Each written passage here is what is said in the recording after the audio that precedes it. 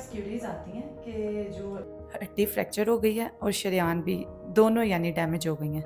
शरेयान भी डैमेज है और उसकी हड्डी भी फ्रैक्चर है। तो इस सिलसिले में हम पेशेंट की कैसे हेल्प कर सकते हैं? बहुत अच्छा सवाल है ये जी। ये बड़ा कॉमन प्रॉब्लम है। मेरे पास अक्सर हमारे क्वेरीज आती हैं रातों के टाइम के ऊपर कि जी इमरजेंसी है, बच्चा है 18 साल का, 20 साल का, हड्डी फ्रैक्चर हो गई है, हम ये इमरजेंसी में लेके आए हैं सम गवर्नमेंट हॉस्पिटल और समवेयर वेरेवर, और वो कहते हैं जी कि साथ जी ने शरेयान भी डैमेज है तो ये टांग काटनी पड़ेगी या हम इसकी मदद नहीं कर सकते, कोई वैस्कुलर सर्जन ढूंढें। तो इसमें मेनली क्या होता है कि मैं और मेरे साथ ये डॉक्टर खालिद साहब हैं। खालिद साहब ऑर्थोपेडिक सर्जन हैं, मैं वैस्कुलर सर्जन हूँ। हम लोगों की कंबाइंड टीम है, हमारे साथ प्लास्टिक सर्जरी के साथ कंसल्टेंट्स होते हैं, तो हम ये मिल के इनको मैनेज करते हैं। इसमें जो हमारी प्राइम काम होता है कि अगर टाइमली पेशेंट हमारे पास पहुंच जाए तो इसमें हमारा पहला कंसर्न ये होता है कि जो हम खून का भाव है वो बहाल करें और शरेयान का जो डैमेज वाला हिस्सा है, ज़्यादा हिस्सा है, उसको रिपेयर करें, उसको रिप्लेस करें। बाकी जो ऑर्थोपेडिक साइड के ऊपर है वो खालिद साहब बताएंगे। शुक्रिया डॉक्टर उस्मान। अच्छा, ऐसे है कि जो हमारे पास इस तरह की कंबाइंड इंजरीज आती हैं, जैसा कि हमारे रिप्रेजेंटेटिव ने बताया, उसमें जैसे उस्मान साहब ने कहा कि वेस्कुलर की प्रायोरिटी होती है, लेकिन वो अगर टाइमली हमारे पास लैंड कर जाते हैं तो उसमें पहला काम ऑर्थोपेडिक सर्जन के तौर पे हमारा उसको स्टेबलाइज करना है कि ताकि वो हड्डी स्टेबल हो जाए, और उसके बाद जो उसके अराउंड जो भी रिपेयर होनी है या रिकंस्ट्रक्टिव प्रोसीजर प्लास्टिक सर्जन ने करना है वो बाद में साइड बाय साइड चलते रहते हैं।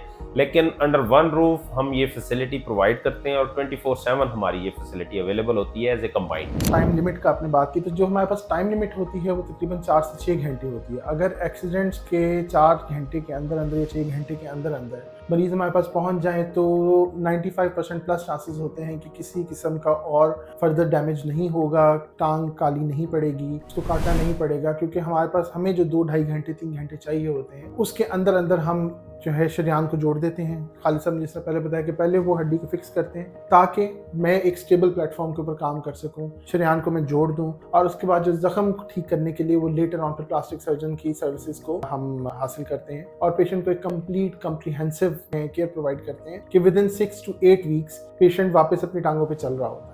इसमें एक अभी रिसेंट एग्जांपल है कि आरिफ वाला से एक पेशेंट हमारे पास आया।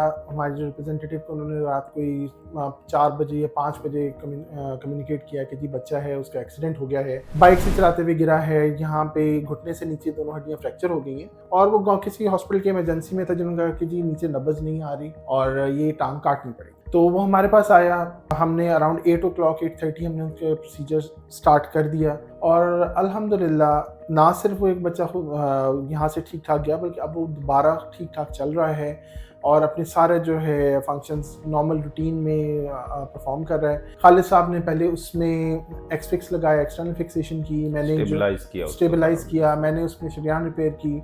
उसके around 6 to 8 weeks later exfix remove करके खालिद साहब ने बीच में उसकी परमानेंट फिक्सेशन की और माशाल्लाह बच्चा बिल्कुल ठीक ठाक है। तो ये just one of the examples के ये काम किस तरह होते हैं, किस तरह ट्रीटमेंट किया जाता है। अच्छा, इसमें जो आपने एग्जांपल दी आरिफ वाला से, जो पेशेंट रिसेंट हमारे पास आया, या जो हमारे अभी तक के केसेस हैं, अल्हम्दुलिल्लाह जो सबसे इम्पॉर्टेंट चीज़ है ख़ास तौर पे हड्डी के फ्रैक्चर से रिलेटेड, वो बल्कि किसी भी सर्जरी से रिलेटेड, वो इन्फेक्शन है। तो जिस तरह के सेटअप में हम काम करते हैं, जिस तरह के इंटरनेशनल स्टैंडर्ड्स को मीट करते हुए अल्हम्दुलिल्लाह हम पेशेंट को स्टैंडर्ड ऑफ केयर देते हैं, तो हमारा infection rate is almost negligible और ज़ीरो। ठीक है, अगर इंटरनेशनली भी 4% इन्फेक्शन रेट है तो अल्हम्दुलिल्लाह हमारा 1% से भी नीचे है और किसी पेशेंट में इन्फेक्शन नहीं हुआ। क्योंकि बोन के बारे में ख़ास तौर पे कहा जाता है, वैसे तो हर सर्जरी के बारे में कहते हैं कि जी इन्फेक्शन इज नोटोरियस, लेकिन बोन का इन्फेक्शन जो है वो हमेशा से नोटोरियस होता है और bone infection is just like a cancer, it can not be cured. तो इसलिए the first surgery should be